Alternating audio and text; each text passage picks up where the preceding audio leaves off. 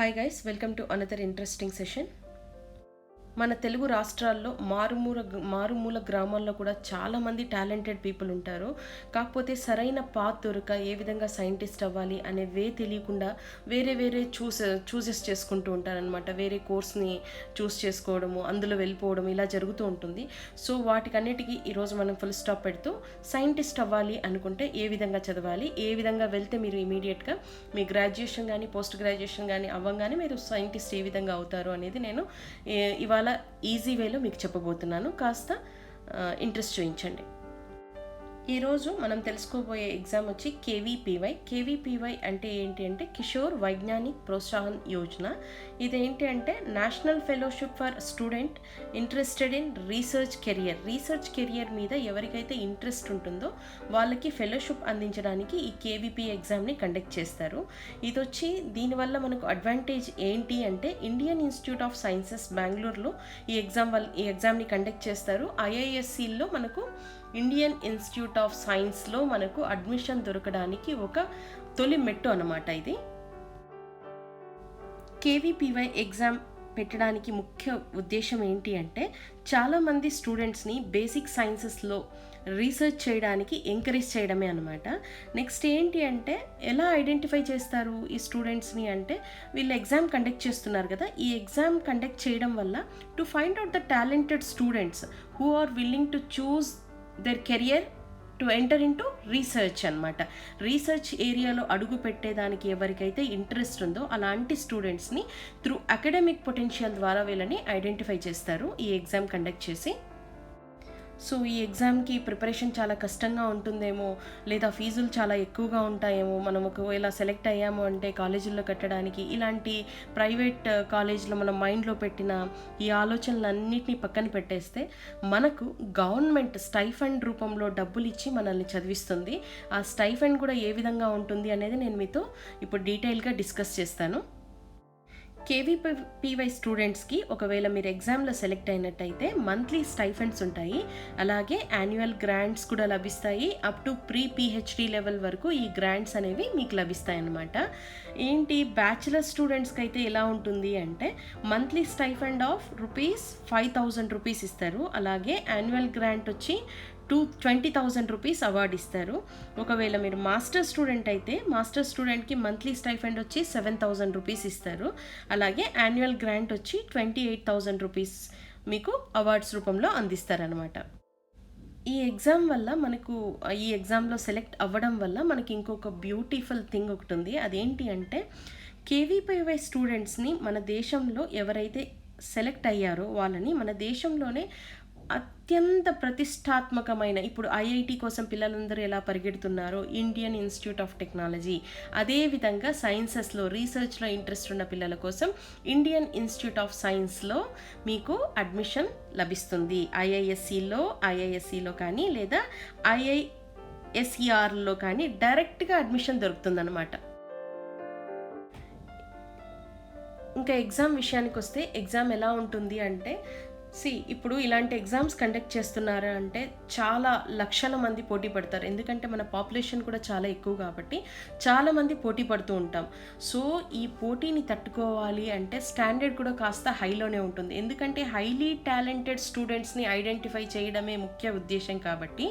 So format ఎలా ఉంటుంది అంటే జేఈఈ నీట్కి సిమిలర్గా ఉంటుంది, ఆ స్టాండర్డ్లోనే ఎగ్జామ్ ఉంటుంది. అలాగే జేఈఈ నీట్ ఆస్పిరెంట్స్కి ప్రాక్టీస్ లాగా కూడా ఈ ఎగ్జామ్ ఉంటుంది. ఎవరైతే జేఈఈ నీట్ రాస్తారో ప్రతి ఒక్క స్టూడెంట్ కేవీపీవై కూడా రాస్తారన్నమాట. ఇంకో అడ్వాంటేజ్ ఏంటి అంటే ఒక్కసారి మనం కేవీపీవైకి ప్రిపరేషన్ స్టార్ట్ చేసామంటే మిగతా ఎగ్జామ్స్ కూడా ప్రిపరేషన్ అయిపోతుంది. సపోజ్ నేను ఐఐటికి ప్రిపేర్ అవుతున్నాను, సో నీకు కేవీపీవైకి సపరేట్గా ప్రిపేర్ అవ్వాల్సిన అవసరమే ఉండదన్నమాట.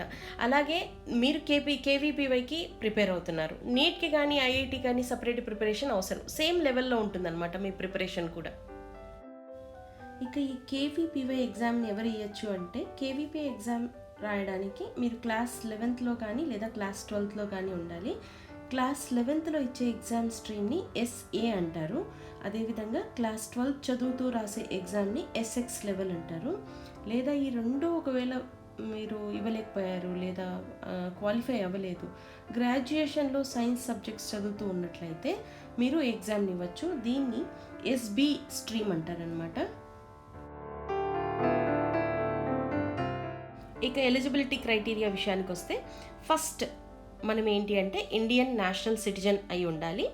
నెక్స్ట్ స్ట్రీమ్ ఎస్ఏ ఇవ్వాలి అనుకుంటే ఎగ్జామ్ 11th ఇవ్వాలి మీరు అనుకుంటుంటే స్టూడెంట్కి మినిమం 75% మార్క్స్ 10th బోర్డులో మ్యాథమెటిక్స్ అండ్ సైన్స్లో వచ్చి ఉండాలి. అదేవిధంగా స్ట్రీమ్ ఎస్ఎక్స్ అంటే మీరు 12th ఈ ఎగ్జామ్ ఇవ్వాలి అనుకుంటే 10th బోర్డులో సేమ్ మ్యాథ్స్ అండ్ సైన్స్లో 75% మార్క్స్ రావాలి.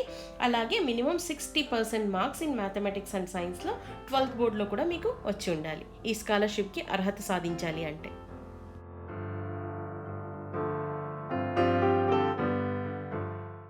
ఇంపార్టెంట్ డేట్స్ అంటే కేవీపీవై ఎగ్జామ్ని ఎప్పుడు కండక్ట్ చేస్తారు అంటే కేవీపీవై ఎగ్జామ్ని ఎవ్రీ ఇయర్ నవంబర్లో కండక్ట్ చేస్తారు.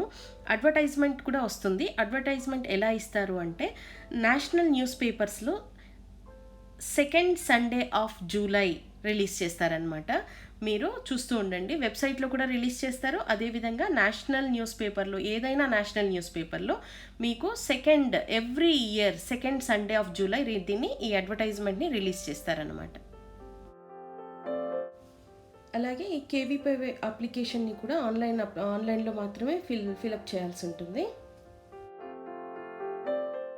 ఇక ఎగ్జామ్ ప్యాటర్న్ విషయానికి వస్తే ఇది 2 స్టేజెస్లో ఉంటుందన్నమాట. యాప్టిట్యూడ్ టెస్ట్ అనేది ఆన్లైన్ మోడ్లో జరుగుతుంది. డ్యూరేషన్ వచ్చి 3 hours ఉంటుంది. లాంగ్వేజెస్ వచ్చి మీరు హిందీ కానీ లేదా ఇంగ్లీష్ మీడియంలో కానీ చూస్ చేసుకోవచ్చు. ఈ 2 మీడియంలోనే వీళ్ళు కండక్ట్ చేస్తారు ఈ ఎగ్జామ్ని. ఎలాంటి టైప్ ఆఫ్ క్వశ్చన్స్ ఇస్తారు అంటే టాలెంట్ సర్చ్ ఎగ్జామ్స్ కానీ ఇలాంటి కాంపిటేటివ్ ఎగ్జామ్స్ అన్నీ కూడా ఎంసీక్యూసే ఉంటాయి. మల్టిపుల్ చాయిస్ క్వశ్చన్సే ఇస్తారనమాట ఈ ఎగ్జామ్లో కూడా. ఇందాక మనం డిస్కస్ చేసుకున్నాం కదా యాప్టిట్యూడ్ టెస్ట్ ఉంటుందని. సెకండ్ స్టేజ్ వచ్చి ఇంటర్వ్యూ. యాప్టిట్యూడ్ టెస్ట్లో ఎవరైతే సెలెక్ట్ అవుతారో వాళ్ళని ఇంటర్వ్యూ కూడా సెలెక్ట్ చేస్తారనమాట. అలాగే ఈ ఎగ్జామ్ మార్క్స్ వచ్చి 100 మార్క్స్కి కండక్ట్ చేస్తారు. ఇక క్వశ్చన్ పేపర్ విషయానికి వస్తే ఏ విధంగా డిజైన్ చేస్తారంటే క్వశ్చన్ పేపర్ని కూడా 2 partsలో డివైడ్ చేస్తారు. Part 1 and Part 2. Part 1లో వచ్చి ఫిజిక్స్ అండ్ కెమిస్ట్రీ ఉంటుంది.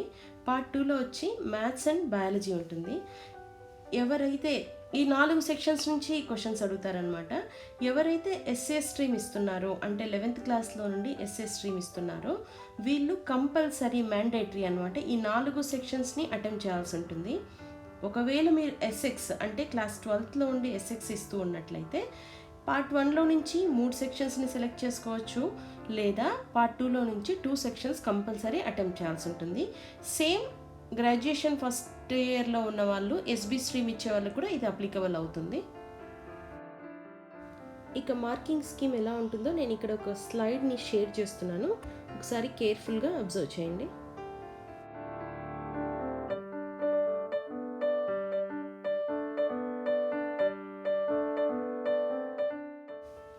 ఇక కేవీపీవై కోసం సిలబస్ ఏంటి అంటే కేవీపీవై కోసం పర్టికులర్గా సిలబస్ని ఏమీ వీళ్ళు ప్రిస్క్రైబ్ చేయలేదు. కాకపోతే మీరు 11th ఇస్తున్నట్లయితే 10th సిలబస్ వరకు వస్తుంది. అదే 12th వరకు ఇస్తున్నట్లయితే 12th వరకు సిలబస్ వస్తుందన్నమాట. అలాగే మీరు గ్రాడ్యుయేషన్ ఫస్ట్ ఇయర్లో ఇస్తున్నట్లయితే గ్రాడ్యుయేషన్ ఫస్ట్ వరకు ఉన్న సిలబస్ అంతా కూడా మీరు కవర్ చేయాల్సి ఉంటుంది. ఎగ్జామ్ రిజల్ట్ కూడా చాలా తొందరగానే వచ్చేస్తుంది. కేవీపీవై రిజల్ట్స్ వచ్చి 3rd week of December declare చేస్తారు. ఎవరైతే ఫస్ట్ స్టేజ్ అంటే ఎగ్జామ్ క్లియర్ చేస్తారో వాళ్ళకి సెకండ్ స్టేజ్ ఉంటుందన్నమాట. అదేంటి అంటే మీకు ముందే చెప్పినట్టు ఇంటర్వ్యూకి పిలుస్తారు. ఇంటర్వ్యూకి సెలెక్ట్ అయినట్టు మీరు తర్వాత ఇంటర్వ్యూ ఇవ్వాల్సి ఉంటుంది. ఈ ఇంటర్వ్యూ వచ్చి January and February months మధ్యలో జరిగిపోతాయి. ఈ ఇంటర్వ్యూస్ కూడా కండక్ట్ చేశాక ఇక ఒక మెరిట్ లిస్ట్ని తయారు చేసి అందులో మీరు యాప్టిట్యూడ్ టెస్ట్ మరియు ఇంటర్వ్యూలో వచ్చిన మార్క్స్ని కంబైన్ చేసి మీ మెరిట్ లిస్ట్ని తయారు చేస్తారు. ఇది ఎలా కన్సిడర్ చేస్తారు అంటే యాప్టిట్యూడ్లో నుంచి 75%ని క్యాలిక్యులేట్ చేసుకుంటారు. అదేవిధంగా మీరు ఇంటర్వ్యూ ఇస్తారు కదా అందులో నుంచి 25% మార్క్స్ని క్యాలిక్యులేట్ చేసుకొని ఒక మెరిట్ లిస్ట్ తయారు చేసి మిమ్మల్ని టాపర్గానో ఏదో లేదా మెరిట్ లిస్ట్లో ఎన్ని ర్యాంక్స్ వస్తే అన్ని ర్యాంకుల్లో మిమ్మల్ని డిక్లేర్ చేసి అడ్మిషన్స్కి పిలుస్తారనమాట. దయచేసి ప్రతి ఒక్క స్టూడెంటు, మన పల్లెల్లో గ్రామాల్లో ఉండే ప్రతి ఒక్క స్టూడెంటు ఈ అవకాశాన్ని సద్వినియోగపరచుకొని ప్రతి ఒక్క విలేజ్ నుంచి, ప్రతి ఒక్క గ్రామం నుంచి ఒక సైంటిస్ట్ బయటకు వస్తాడని ఆశగా ఎదురు చూస్తూ ఉంటాను. నా వీడియో కొంతమందికైనా చైతన్యం కలిగించి, లేదా మీరు పెద్దలు ఎవరైనా చూసినట్లయితే పిల్లలకి కాస్త చెప్పండి. టీచర్స్ ఎవరైనా చూస్తున్నట్లయితే గ్రామాల్లో పిల్లలతో షేర్ చేయండి. వాళ్ళు ఈ స్పిరిట్ని నింపినట్లయితే చిన్నప్పటి నుంచే, ఇప్పుడు మనం 8th 9th నుంచే చెప్తూ వచ్చామనుకోండి, ఇలాంటి టాలెంట్ సర్చ్ ఎగ్జామ్స్ ఉన్నాయి, సో మీరు సైంటిస్ట్ అవ్వచ్చు, గవర్నమెంటే ఫండ్ ఇస్తుంది, గవర్నమెంటే హెల్ప్ చేస్తుంది. సో ఇలాంటివంతా మీరు వాళ్ళ మైండ్లో పెడుతూ వచ్చారంటే, ఎంకరేజ్ చేస్తూ వచ్చారంటే యంగ్ టాలెంట్స్ని చాలా మందిని బయటికి మనం తీసుకురావచ్చు. సో చాలా మంచి సదుద్దేశంతో నేను ఈ వీడియోని చేస్తున్నాను. చాలా రీసెర్చ్ చేసి ఇంకా మంచి మంచి టాపిక్స్ని మీ ముందు ఉంచడానికి నన్ను ఎంకరేజ్ చేయండి. సో ఈ మధ్యకాలంలో మీ అందరికీ తెలుసు, మంచి మంచి వీడియోస్కి చాలా వ్యూస్ తక్కువ ఉంటాయి, సబ్స్క్రైబర్స్ తక్కువ ఉంటాయి. మేము చేసిన కష్టం అంతా కూడా బూడిదలో పోసిన పన్నీర్ అయిపోతూ ఉంటుంది. సో దయచేసి కాస్త వ్యూస్ పెరిగి సబ్స్క్రైబర్స్ పెరిగారంటే మాకు కూడా ఎంకరేజ్మెంట్ ఉంటుంది. సో ఈ వచ్చే, ఒకవేళ ఇన్ కేస్ ఛానల్ సక్సెస్ అయ్యి వచ్చే అమౌంట్తో కూడా నాకు చాలా మంచి మంచి ఆలోచనలు ఉన్నాయి. నేను అవన్నీ మీతో షేర్ చేసుకుంటాను. థ్యాంక్ యూ, ధన్యవాదాలు. Good luck guys.